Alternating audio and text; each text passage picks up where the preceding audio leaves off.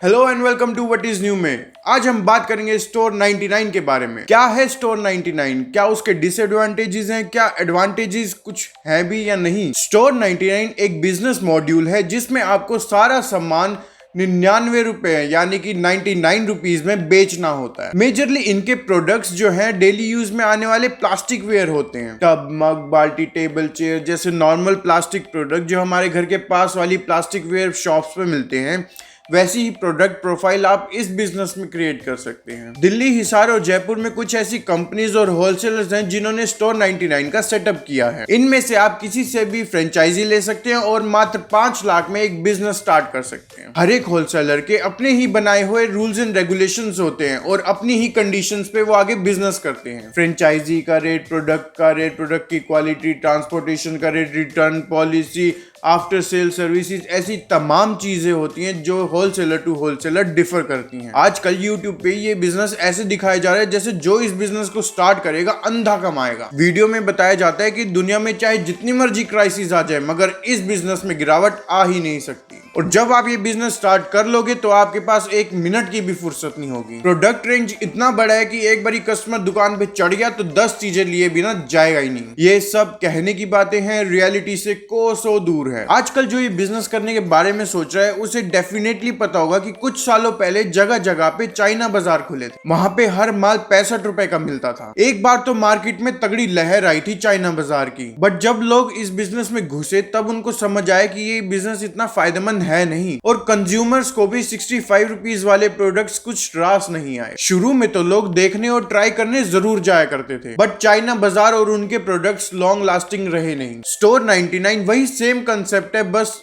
Rate का फर्क आ गया, 65 से 99 हो गया। आपने स्टोर 99 मेनली मेट्रो स्टेशन, बाजारों में या रेलवे स्टेशन पे ही देखा होगा। इसका रीजन ये है कि वहां चलता फिरता ग्राहक आता है और आप ये आइटम्स चलते फिरते ग्राहक को ही बेच सकते हैं। कस्टमर बिल्डिंग स्टोर 99 में बहुत ही मुश्किल है। इसका रीजन भी बताता हूँ। इस स्टोर में कंज्यूमर को सारे प्रोडक्ट 99 रुपीज में मिल रहे हैं, वो भी 3 लेवल के प्रॉफिट कटने के बाद। मतलब सबसे पहले मैन्युफैक्चरर कमाएगा, फिर होलसेलर कमाएगा, फिर रिटेलर कमाएगा। मतलब आप खुद सोचो कि 100 रुपए का एक प्रोडक्ट बिक रहा है, उसमें से 3 बंदे कमा भी रहे हैं, तो उस प्रोडक्ट की बनाने की लागत क्या रही होगी। ऐसे प्रोडक्ट की बिल्ड क्वालिटी बढ़िया तो हो ही नहीं सकती। देखो, ग्राहक एक बारी शॉप पे तो आ ही जाएगा, माल भी ले जाएगा, बट कस्टमर जब वो प्रोडक्ट को यूज करेगा तो उस प्रोडक्ट की क्वालिटी की असलियत उसके सामने आ ही जानी है। एंड फिर से स्टोर 99 पे शॉपिंग करने वो शायद ही जाए। कस्टमर यही सोचेगा कि स्टोर 99 पे जाने से बढ़िया 40-50 रुपए महंगी चीज ही ले लो, मगर बढ़िया ले लो। मैं मानता हूँ कि कस्टमर का पैसा कम लग रहा था तो प्रोडक्ट भी उसको कम चलने वाला ही मिलेगा, लेकिन कस्टमर बार बार पैसे लगाने से बढ़िया एक ही बारी पैसा लगा के क्वालिटी प्रोडक्ट लेना चाहेगा। तभी ये एक लिमिटेड टाइम का बिजनेस है। पहले कुछ महीने आपको सही लगेगा, फिर उसके बाद धीरे धीरे काफी सारी प्रॉब्लम फेस करने को मिलेगी। प्रॉब्लम्स तो हर एक बिजनेस में होती है, मेनली सेल्स से रिलेटेड होती है, क्योंकि सेल्स नहीं तो बिजनेस नहीं। एंड सेल के लिए बहुत सारी चीजें मैटर करती हैं, जैसे कस्टमर सेटिस्फेक्शन बहुत इंपॉर्टेंट है,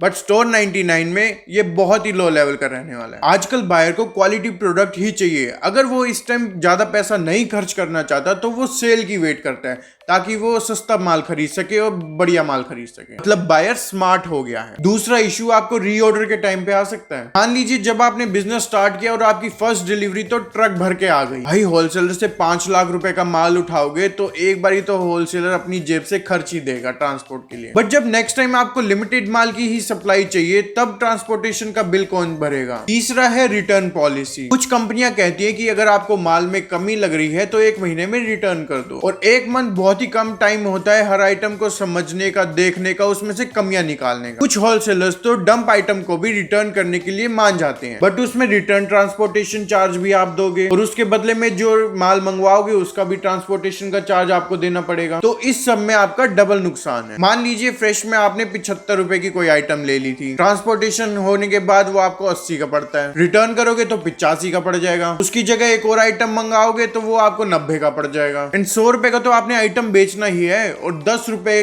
तब कमाओगे जब वो आइटम बिक जाएगा। एंड ये सब चीजें टाइम कंज्यूमिंग भी होती हैं। ये आपके Amazon फ्लिपकार्ट की डिलीवरी की तरह नहीं होगा, आपको होलसेलर के मुताबिक ही चलना पड़ेगा। जब उनके ट्रक का चक्कर लगेगा तभी आपके पास रिप्लेसमेंट या रीऑर्डर का सामान पहुंचेगा। इसलिए मैं यहाँ पे रिटर्न पॉलिसी का तो कोई फायदा समझता ही नहीं। ये प्रॉब्लम्स तो वो हैं जो काम शुरू करने से पहले ही हमें समझ आ रही हैं। बिजनेस वाले वीडियोस जितने भी हैं ये सिर्फ होलसेलर्स के ही दिखाए जाते हैं। कभी मार्केट में जाकर रिटेलर्स की वीडियोस क्यों नहीं दिखाते कि कितनी प्रॉब्लम फेस होती है बिजनेस करने में। डिलीवरी में आइटम गलत आ सकता है, टूट सकता है, कम आ सकता है, फिर वही होलसेलर से बहसबाजी, फिर वही ट्रांसपोर्टेशन का चक्कर। इन आइटम्स की फैलावट बहुत ही ज्यादा होती है, तभी ट्रांसपोर्टेशन पे भारी खर्चा होता है। एंड ये कोई MNCs तो है नहीं जो आपको बेस्ट सर्विसेज देंगे, और ना ही इन होलसेलर्स का कोई रेटिंग का चक्कर है। आप इन पे अंधा ट्रस्ट नहीं कर सकते। इस बिजनेस में ऑन एन एवरेज 20 से 25% का प्रॉफिट है, वो भी कागजों पे। जिन प्रोडक्ट में ज्यादा प्रॉफिट परसेंटेज है वो माल कम चलने वाला होता है। जिन प्रोडक्ट से थोड़ी बहुत उम्मीद होती है कि हाँ ये बिक सकता है, ये चल सकता है, तो उनमें प्रॉफिट परसेंटेज ही बहुत कम होता है। तो आपका प्रॉफिट 5 से 10% के बीच में रहता है और काफी सारा माल ब्लॉक भी हो सकता है। इस बिजनेस को स्टार्ट करना तो इजी है,